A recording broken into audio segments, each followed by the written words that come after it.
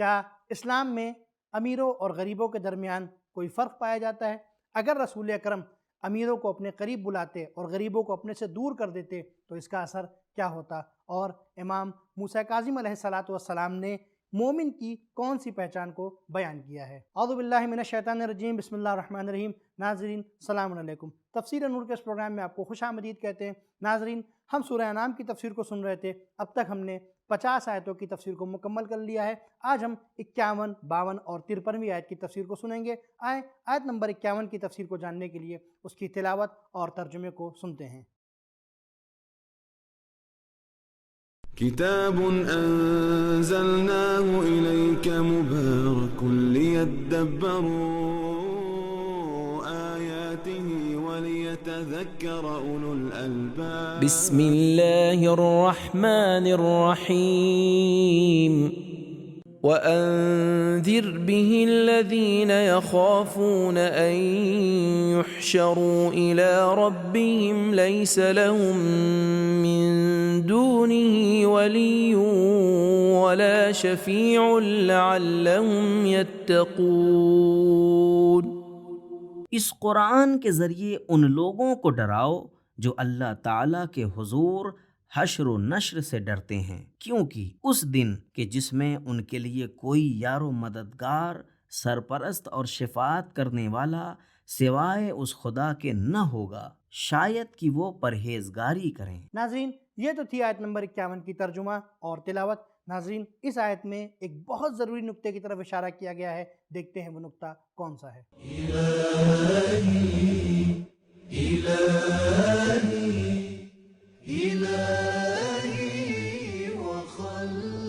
قرآن مجید میں اللہ تعالیٰ نے پیغمبر اکرم صلی اللہ علیہ وآلہ وسلم سے کئی مرتبہ فرمایا ہے کہ آپ صلی اللہ علیہ وآلہ وسلم کا خبردار کرنا صرف ایسے لوگوں پر اثر انداز ہوگا جن کے دل میں خدا کا خوف ہوگا۔ بے شک آپ انہیں خبردار کریں جو ذکر کی پیروی کریں اور رحمان سے ڈریں، سورہ یاسین آیت نمبر 11۔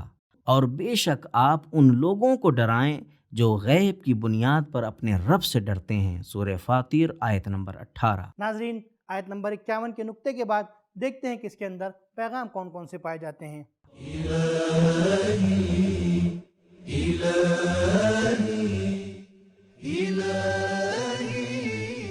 نمبر 1، انبیاء کی ہدایت اثر انداز ہونے کے لیے شرط یہ ہے کہ لوگ آمادہ ہوں۔ نمبر 2، معاد پر ایمان رکھنا تقوی کی کنجی ہے۔ ناظرین، یہاں پر ہماری آیت نمبر 51 کی تفسیر ختم ہو گئی۔ اب آیت نمبر 52 کی تفسیر کو جاننے کے لیے اس کی تلاوت اور ترجمے کو سنتے ہیں۔ وَلَا تَطْرُدِ الَّذِينَ يَدْعُونَ رَبَّهُم بِالْغَدَاةِ وَالْعَشِيِّ يُرِيدُونَ وَجْهَهُ مَا عَلَيْكَ مِنْ حِسَابِهِمْ مِنْ شَيْءٍ وَمَا مِنْ حِسَابِكَ عَلَيْهِمْ مِنْ شَيْءٍ فَتَطْرُدَهُمْ فَتَكُونَ مِنَ الظَّالِمِينَ۔ اے رسول صلی اللہ علیہ وآلہ وسلم، ان لوگوں کو اپنے سے دور نہ کرو جو صبح و شام خدا کو پکارتے ہیں اور ان کی ذات پاک کے علاوہ کسی پر نگاہ نہیں رکھتے، نہ ان کا حساب تجھ پر ہے اور نہ تیرا حساب ان پر ہے، اگر تم ان کو بھگاؤ گے تو ظالموں میں سے ہو جاؤ گے۔ ناظرین، گزشتہ آیات کی طرح پروردگار عالم نے اس آیت میں بندگان خاص کے لیے کچھ نکات رکھے ہیں، دیکھتے ہیں وہ کون کون سے ہیں۔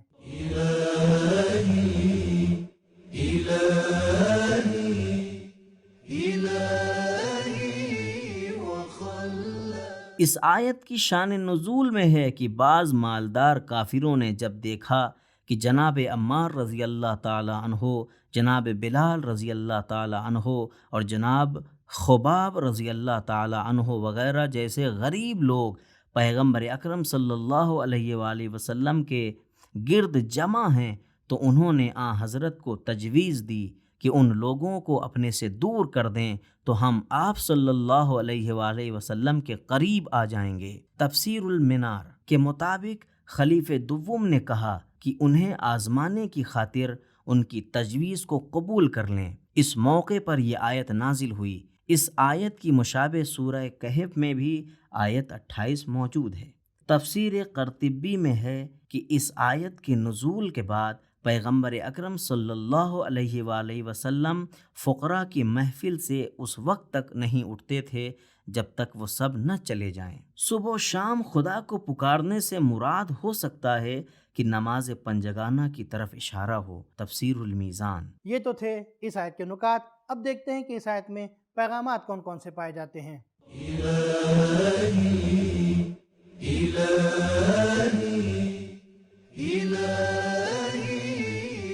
نمبر 1، مالدار اور سرمایہ دار کافروں کی بنسبت مخلص، غریب اور مجاہد افراد کو اپنے سے قریب کرنا زیادہ اہم اور مفید ہے۔ نمبر 2، ہدف وسیلے کی توجیہ جواز فراہم نہیں کرتا۔ یہ ایک اصول ہے کہ اگر کسی کا مقصد نیک ہو تو اس کا مطلب یہ نہیں ہے کہ وہ اس مقصد کو کسی بھی طریقے سے حاصل کر لے۔ کافر سرداروں کو اپنے سے قریب کرنے کے لیے موجود مسلمانوں کی توہین نہیں کرنا چاہیے۔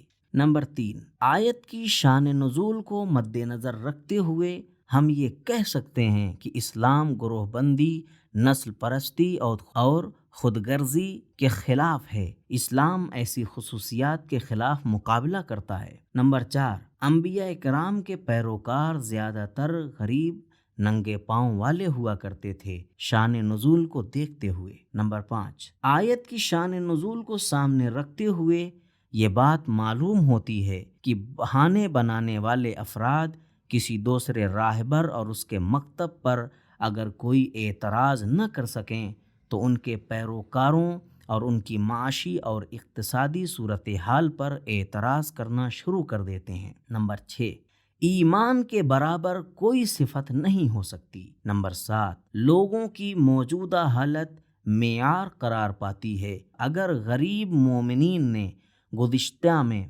کوئی خلاف ورزی انجام دی ہو تو اس کا حساب اللہ تعالیٰ کے ساتھ ہے۔ نمبر 8، تمام لوگوں کے معاملات اللہ تعالیٰ کے ساتھ ہیں، حتیٰ رسول اکرم صلی اللہ علیہ وآلہ وسلم بھی اس بات کے ذمہ دار نہیں ہیں کہ دوسرے افراد کس بات کا انتخاب کرتے ہیں اور کیا عمل کرتے ہیں۔ آپ صلی اللہ علیہ وآلہ وسلم کا اپنا معاملہ بھی اللہ تعالیٰ کے ساتھ ہے۔ نمبر 9، مخلص غریب اور فقیر لوگوں کو اپنے سے دور کرنا ظلم ہے۔ ناظرین، جیسا کہ آپ نے دیکھا ہم 52 آیت کی تفسیر کو مکمل کر چکے ہیں۔ اب آیت نمبر 53 کی تفسیر کو جاننے کے لیے اس کی تلاوت اور ترجمے کو سنتے ہیں۔ وَكَذَلِكَ فَتَنَّا بَعْضَهُم بِبَعْضٍ لِيَقُولُوا أَهَٰؤُلَاءِ مَنَّ اللَّهُ عَلَيْهِم مِّن بَيْنِنَا أَلَيْسَ اللَّهُ بِأَعْلَمَ بِالشَّاكِرِينَ۔ اور اس طرح ہم نے ان میں سے بعض لوگوں کو دوسرے بعض کے ساتھ آزمایا ہے، مالداروں کو فقیروں کے ذریعے، تاکہ وہ یہ کہیں کہ کیا یہی ہیں وہ لوگ کہ جنہیں خدا نے ہمارے درمیان سے چنا ہے، ان پر احسان کیا ہے، تو کیا خدا شکر کرنے والوں کو بہتر طور پر نہیں پہچانتا ہے؟ ناظرین، یہ تو تھی آیت نمبر 53 کی تلاوت اور ترجمہ۔ اب دیکھتے ہیں کہ اس کے اندر نکات کون کون سے پائے جاتے ہیں۔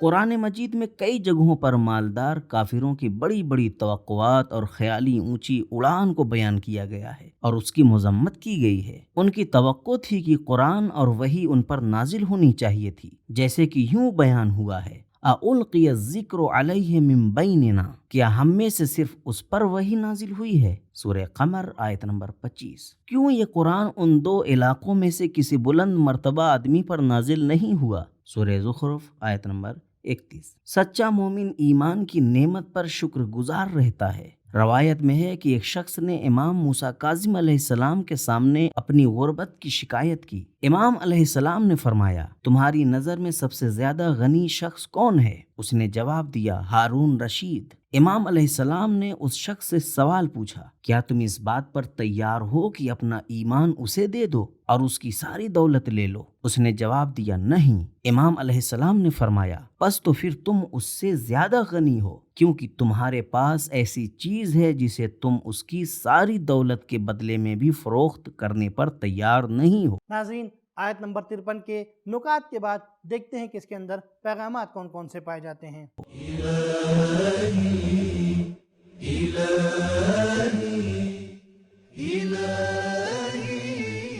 نمبر 1، معاشرتی فرق کبھی امتحان کا ذریعہ ہوتے ہیں اور کبھی صلاحیتوں کے ابھرنے اور پھیلنے پھولنے کا سبب بن جاتے ہیں۔ مالداروں کا غربا کے ذریعے امتحان لیا جاتا ہے۔ نمبر 2، کچھ مالدار غریب لوگوں کو حقارت کی نگاہ سے دیکھتے ہیں اور ان کی توہین کرتے ہیں، جبکہ خود کو صاحب عزت اور اہم تصور کرتے ہیں۔ نمبر 3، ایماندار فقیر خدا کے چنے ہوئے اور نیک لوگ ہیں۔ نمبر 4، کافروں کی طرف سے کی جانے والی توہین کا جواب خدا کی طرف سے مومنوں کے ساتھ محبت کرنے کے ذریعے دیا جاتا ہے۔ نمبر 5، فقیروں پر مہربانی ان کے شکر گزار ہونے کی وجہ سے ہوتی ہے۔ نمبر 6، اللہ تعالیٰ اپنی حکمت کے مطابق عمل کرتا ہے، لوگوں کی توقع کے مطابق نہیں۔ نمبر 7، شکر کرنے والوں کا بہترین نمونہ انبیاء کرام ہیں۔ وہ فقراء جنہوں نے ہدایت کی نعمت کو قبول کیا ہے، وہ بھی نعمت